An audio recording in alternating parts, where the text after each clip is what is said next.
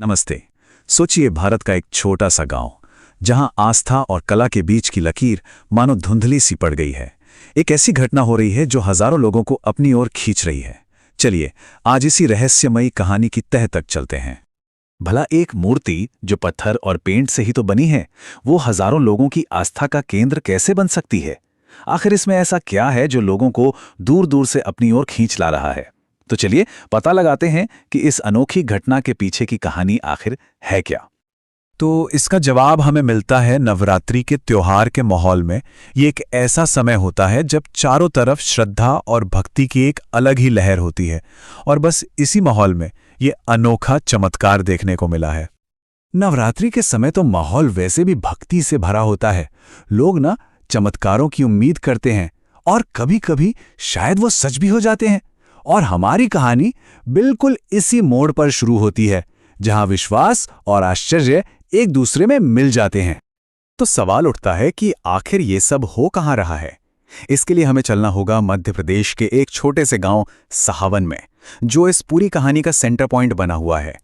देखिए, साली चौका के पास ये जो सहावन गांव है ना, अब तक शायद इसका नाम किसी ने सुना भी नहीं होगा, पर अचानक से ये सुर्खियों में आ गया है। और वजह है यहां रखी माता रानी की एक प्रतिमा, जो अब सिर्फ एक मूर्ति नहीं रही, बल्कि लोगों के लिए एक जीता जागता चमत्कार बन गई है। तो आखिर ऐसा क्या खास है इस मूर्ति में जो इसे इतना अद्भुत बना रहा है? चलिए अब इस राज से पर्दा उठाते हैं। यहां कलाकारों ने मिलकर एक बहुत ही खूबसूरत मूर्ति बनाई है, लेकिन बात सिर्फ खूबसूरती की नहीं है।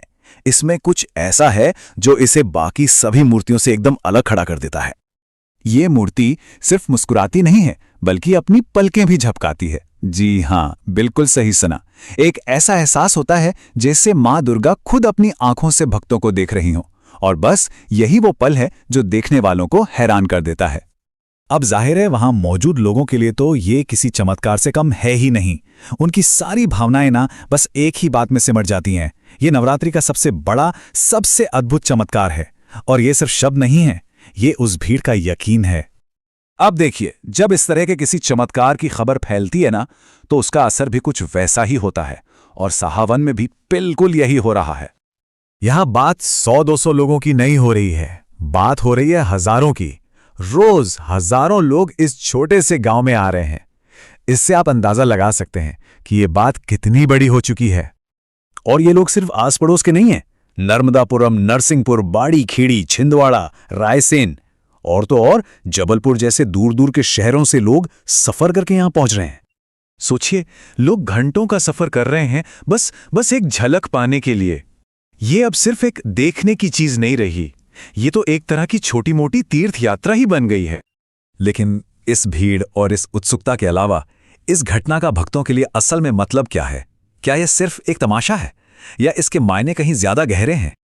कहते हैं कि जितनी बार भी मूर्ति की पलकें झपकती हैं ना, उतनी ही बार भक्तों का विश्वास और भी पक्का हो जाता है। मतलब एक सीधा कनेक्शन है मूर्ति की एक छोटी सी हरकत और लोगों की गहरी होती आस्था के बीच। वहां आए भक्तों के लिए ये पलक झपकना कोई मामूली बात नहीं है। ये उनके लिए देवी मां का सीधा आशीर्वाद है। उन्हें ऐसा महसूस होता है कि देवी ने उन्हें देख लिया है, उन पर अपनी कृपा दृष्टि डाली है, और ये एहसास उनके लिए सबसे बड़ी चीज है।